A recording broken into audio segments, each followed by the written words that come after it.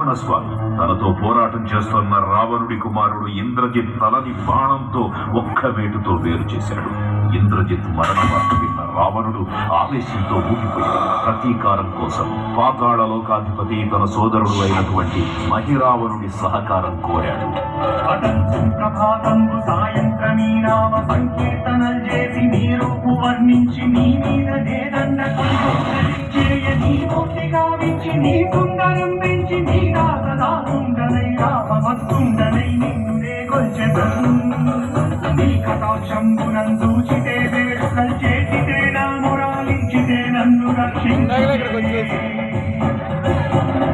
తంత్ర విద్యలో ఆరితేరిన మహిరావణుడి దాడి గురించి విభీషణుడి ద్వారా ముందుగా తెలుసుకున్న హనుమంతుల వారు తన ప్రభువుల విశ్రాంతి మందిరానికి కాపలా ఉండగా ఆ దుష్టుడు లోపలికి ప్రవేశించడానికి పలు ప్రయత్నాలు చేసి చివరికి మాయోపాయంతో విభీషణుడి రూపం ధరించి మందిరంలోకి ప్రవేశిస్తాడు.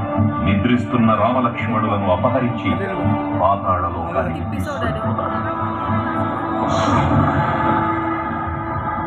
అంజనాదేవి గర్భాన్వయాదేవని నింతవారన్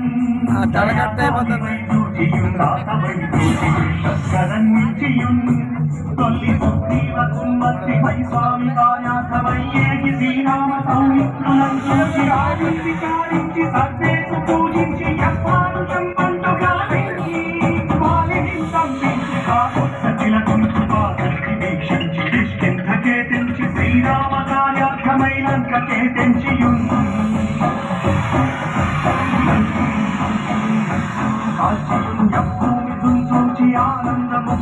ఆనందముందరం విచ్చి ఆ రత్నముందెచ్చి శ్రీరామగుండిచ్చి సంతోషముందేసి తన ప్రభువులను కాపాడుకోవడానికి వాయువేగంలో పాతాళ లోకానికి చేరుకున్న ఆంజనేయ స్వామికి సగం మొసలి సగం వానర రూపంలో ఉన్న వింత జీవి ముఖద్వారం వద్ద కాపలా కాస్తూ కనిపిస్తుంది. ఆ జీవి మకరధ్వజుడు అనే తన పుత్రుడని మహాసముద్రాన్ని దాటుతుండగా నీటిలో పడ్డ తన వేదవిందు ఒక మొసలి గ్రహించడం వల్ల జన్మించాడని తెలుసుకొని ఆశ్చర్యపోతాడు హనుమంతుల వారు. తన పుత్రుడిని యుద్ధంలో ఓడించి పాతాళ లోకంలోకి ప్రవేశిస్తాడు.